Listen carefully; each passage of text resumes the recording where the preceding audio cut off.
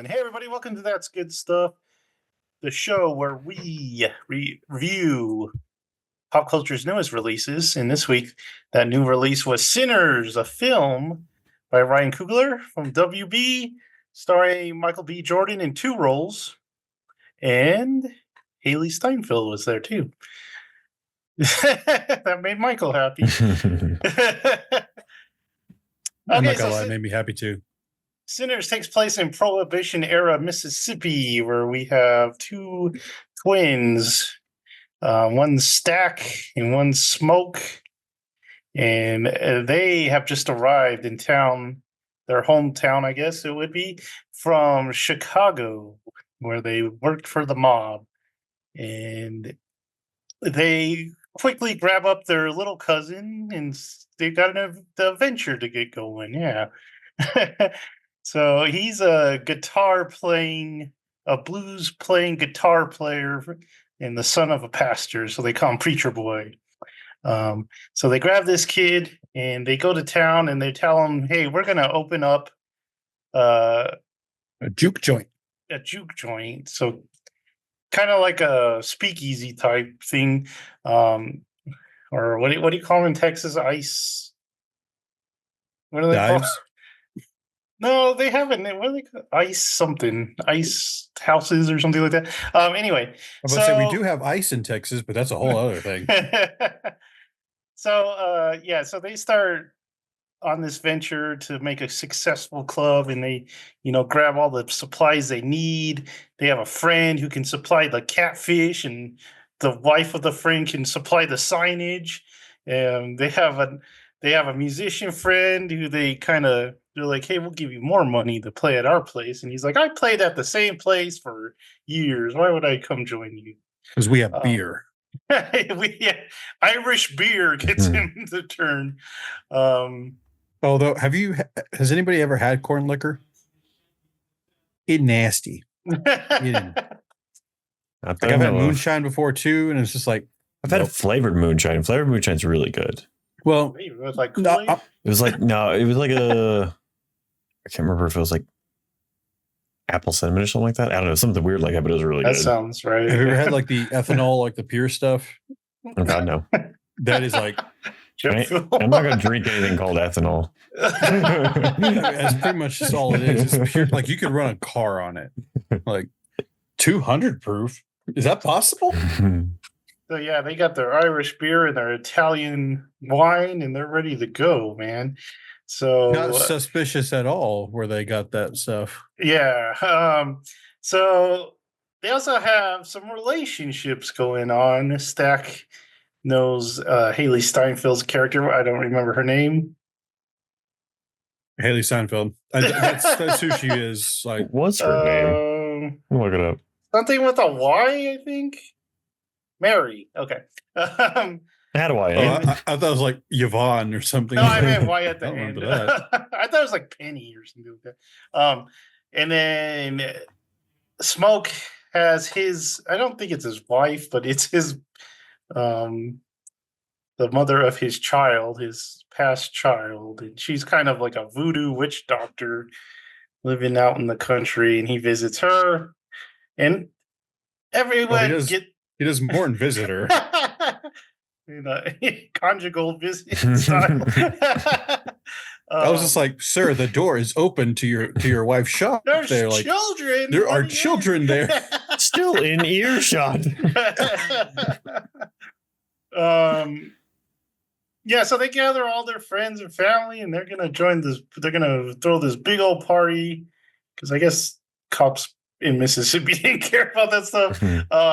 Because they can just go out in the town and tell everyone, "Hey." That's true. They're like, "Oh yeah, we got liquor and gambling. It's over here." Yeah, I guess they don't have cops in that town. So that is one part of the movie, and then the next part. Tell me if this sounds pretty familiar. Two guys in a club is suddenly attacked by vampires. Related to crimes that they're fleeing from some other town, dealing with killings, and it's very suspicious. They're both brothers too. Yeah, they're brothers too. very suspiciously close to another plot of a movie. We never knew if one of them had a foot fetish or not. We never got that far. Yeah. So. Luckily, they left that part out. Yeah, so there's vampires around. So I don't know how much we'll get into that part. We'll talk Michael, about spoilers. When I was talking, you remember I was saying, like, have you seen Dusk Till Dawn? I think you'd asked me that, and I haven't not know. That's what we're talking about. Yeah. We talked about it after the movie too. You're like, it's just like that movie. I was like, it's pretty close. Like, it's really close to that movie. Yeah, so I think that's the basic plot. So we can get into spoilers of the movie and what you guys thought. Thomas, why don't you go first, since Dusk Till Dawn is in your head. So I really like this movie. I gave it like a 3 on Letterboxd.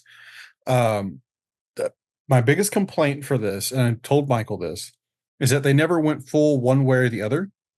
Because in Dusk Till Dawn, again, spoilers for that movie, but it's like a 30-year-old movie. Yeah, so pretty old.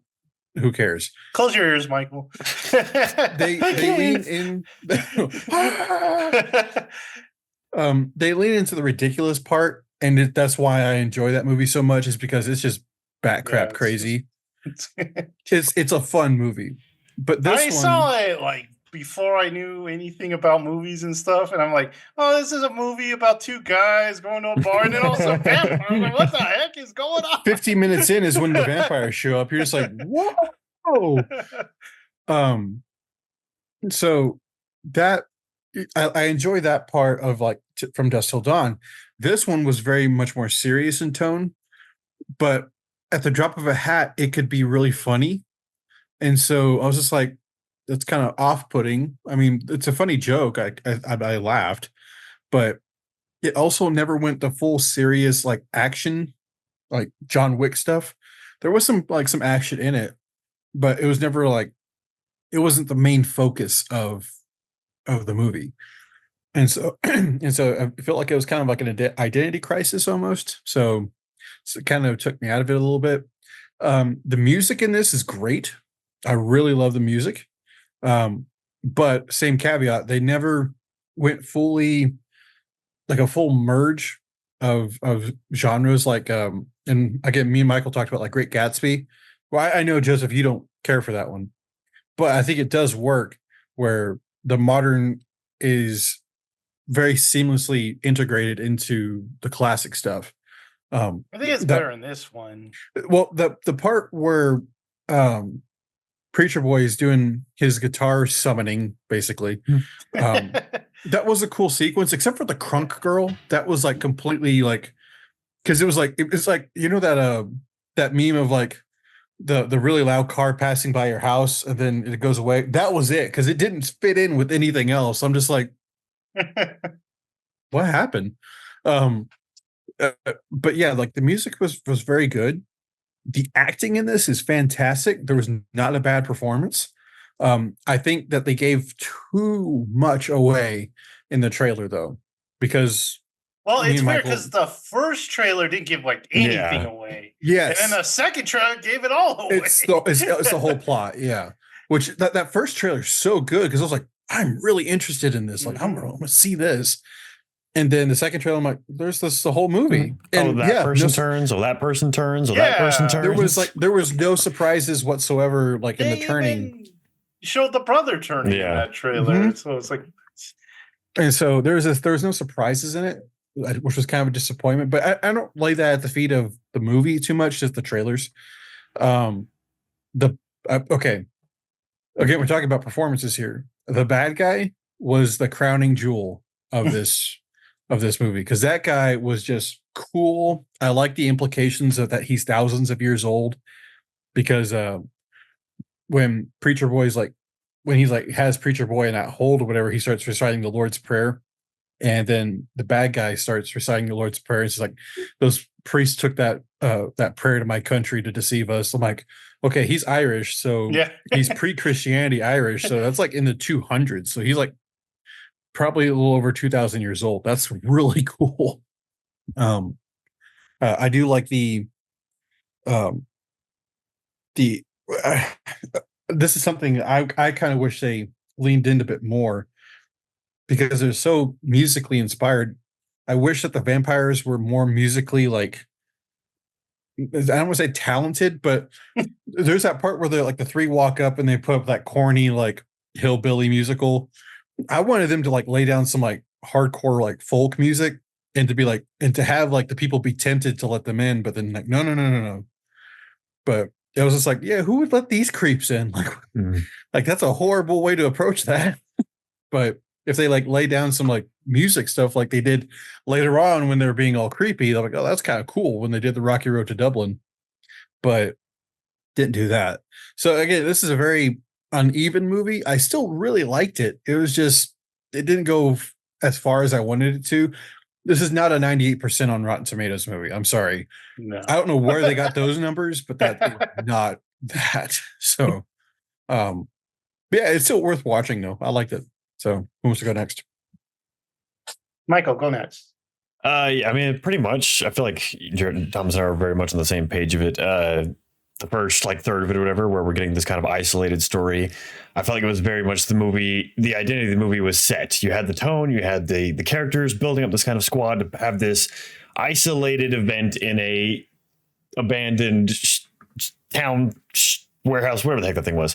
But then, yeah, it was just like the tones just went everywhere. It had an identity, and then it just took tropes and tropes and tropes. And you really need to see From Dusk Till Dawn. Like, I'm not even like, your description of it doesn't make me want to, but no, it's so much fun though. If it's fun, I can, as long as I'm going in knowing that.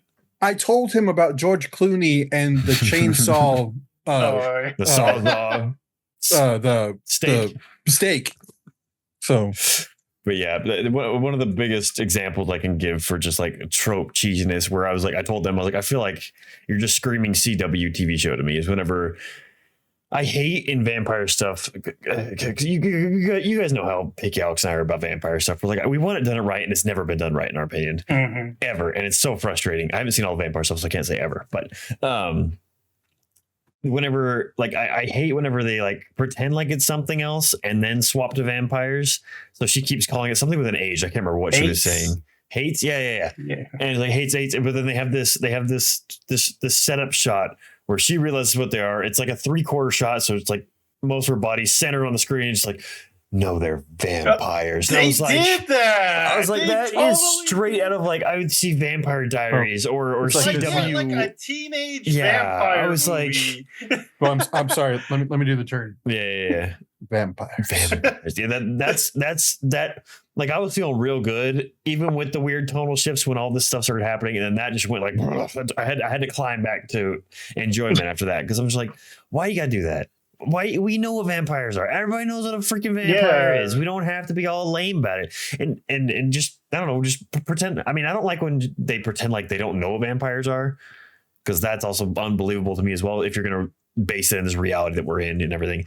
If you're in the 19th century, you know. Yeah, you know what it is. So that bothers me so much. So I have to get that up my chest. But apart from that, yeah, like Thomas said, like they try and be actiony. They lost a lot of the horror, I feel like, going whenever they get into the latter half of the movie. I still did enjoy it. I think it was really good. Like you guys said, though, not what everyone's screaming from the rooftops about. But yeah, the villains, I like them a lot. Like Thomas said, the main villain, he did such a good job of being confidently so unsettling. Because like whenever he's like asking them to come in, he's like, he knows they're not going to let him in, but he's like, I'm just going to have fun and play with you. He just played that kind of like, I guess, old vampire confidence, whatever the heck that is. But and then I love when he's walking away. He's like, oh, well, we're gonna walk away, but we'll go real slow in case you change your mind. I love that line when he goes off. I'm like, that was good. Like Thomas said, all the acting I thought was excellently done.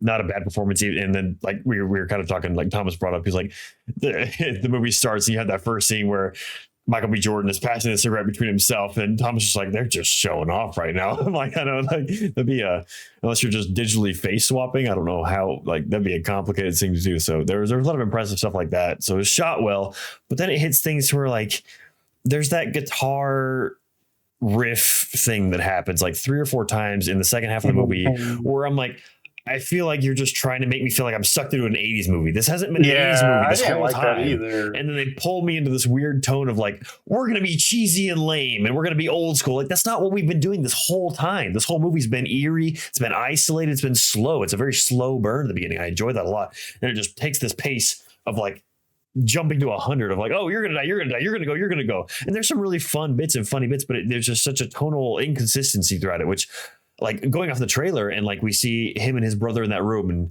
and his brother, you know, is smacking his head against the wall. She's like, that's not your brother. Like, in my mind, I'm expecting, and with the first half of the movie, I'm expecting this slow, like, they're kind of stuck in here with you could play with me not knowing at the time, but with having seen the movie, like the vampires are outside, they can't go anywhere, so they're just trying to bide the time till they can go outside with the sun. But then they have one inside. Play with the tension of that, but it's just like he just booms and runs away. It's like they just let go of everything so quickly and just make it this goofy standoff where everything's burning down. And then I gotta complain about this too, because every vampire movie kills vampires so stupidly, so stupidly. It's like, he's how old? If he's over 2,000 years old, how many sunrises has he seen? I know. When does he I know the thought about sunrise that is coming? too. But he's having this speech with this stuff and da da da da. And then Michael B. Jordan, Thomas kind of made a point where, like, if everyone else was in pain, Michael B. Jordan could have snuck up on him. I still felt it was a little easy, but it's like my thought, what was happening whenever they had that cool music sequence that Thomas brought up where the barn is burning and then the vampires walk up and they see the barn burning down. Like, why not have that how it ends? Like, the barn burns down, then the sun comes through because the walls are crashing down during the fight. It's like, that's so much more believable. Have him holding him in fire rather than in water, and then it all comes down and it's just fixed right there. Dude, so I hate that so much. But yeah, it's a give and take movie for me because I am so picky with vampires. Excellent acting. I love the culture surrounding it, like the lady's kind of voodoo talking and everything like that, and everyone believes her. And he's like, keep all your stuff out of here, and they kind of just push to the side a lot until they have that cool scene where Cornbread comes back because he goes to the bathroom. Great character, by the way. And he comes back and he's like, you guys aren't going to let me in. And then they're like, why do we need to let you in? It's just, they kind of start looking to her for answers. And I enjoyed that kind of play on that, but I don't know. It was enjoyable. Didn't live up to my expectations, but still a quality movie for sure. Yeah, so what you guys said, but I tipped to the other side where I didn't really enjoy it that I was much. wondering, It felt like three different movies glued together. It felt like he had a ton of great ideas and he all stuck them into this one movie. He's like, I'm doing everything I want in this one movie. It's going to be great. But I think it just like comes apart at the seams at the end. I really like the first third of the movie where they're just like going and getting set up for the stuff. There's a line in this movie or a conversation that happens between, I think it's Haley Steinfeld and one of the brothers. And she's like, I know why you guys need money. It's because Irish beer, Italian wine, you robbed Capone and, you think you're going to get away with this. I'm like, I want to see that movie. Yeah. I want to see them running from the gangsters, man. The vampire stuff was just goofy to me. It's very Dusk Till Dawn. It just felt like a cartoon. The thing you said where they have the table. Okay, this is what we do. This is the plan. We, vampires. We got to do our little stakes and stuff like that. You have the montage of getting ready. Yeah, this is so stupid. And there was funny parts where like the garlic, where they're eating the garlic, and the old man starts like hacking up for some reason. I'm like, oh no. The music I did like I said, but like you said, that guitar thing that was going on during the fight. Where did this come from? Terrible. Yeah. There was one part, and I was trying to like pinpoint it. So like I do like the music in this, but I swear to God, it was the 80s guitar riff from like Miami Vice that was playing, and Yeah. I expected Sonny Crockett to look out on the ocean just like, I'm just like, what? That doesn't fit here. Some of the action too, where the vampires like finally break in. There's this part where this one's like, raw, and they just like push him to the side so he doesn't touch them. It's like, what? No. And then I was a little confused because it seemed like the main characters, like I don't know, it was like 5 of them were in that battle. But then there's like other guys like from the bar and stuff in there too, just to get killed for fun. There's a lot of good stuff, and then there's a lot of stuff like you said they could have done, like that part where they find that guy dead in the blood, and like who killed him? No, we're all here. Like we're all accounting for. Like Michael was cracking up at that part. He's like, I was like, did they just throw somebody out? Was okay. I was like, that poor guy. Let him in. I do like how they stuck to the "let me in" thing of vampires, because those were some interesting when, like you said, when Cornbread wanted to corn cob. What was his name? Cornbread. Cornbread. He wanted back in, and they're like, "You've been coming in the whole time. Why did you get in now?" And then the last part I hated. It felt so tacked on with shooting everyone. Yeah, it's like what the. Also, such an unbelievable fight. Thank you. What? Those were my exact words. I'm like, Michael, I just felt like it was tacked on there. Like, yeah, if it felt like the end of Black Klansman, but they do that in not as bad, but because no, but still, it just felt glued on to the end. And then, I mean, if it was the gangsters coming to kill them, I'd be like, okay, this makes sense. But yeah, I just didn't like that part. And then I only watched the mid-credits scene. I didn't watch the end credits. The end credits was just him singing the guitarist singing a song. So it wasn't anything story-wise. Yeah, he just singing it. It was a good song, but that was it. I did like 90s Michael B. Jordan coming in. I was like, did he steal that straight from Fresh Prince of Bel-Air? That sweater? Well, I also like that his ring said stack. Oh, yeah. Yeah, so like I said, lots of good ideas. I think the director just he's like, oh man, I gotta put this in, but it didn't make for like a great cohesive movie. But that's fair. Yeah, I mean, it wasn't terrible or anything. I wouldn't say it's a bad movie. It's just kind of in the middle. All right, any last words on this one? I don't know. But yeah, it's all taken. All right, so. Tell us what you thought of the movie. Like, subscribe, and notify yourself for even more good stuff. And we will see you next time.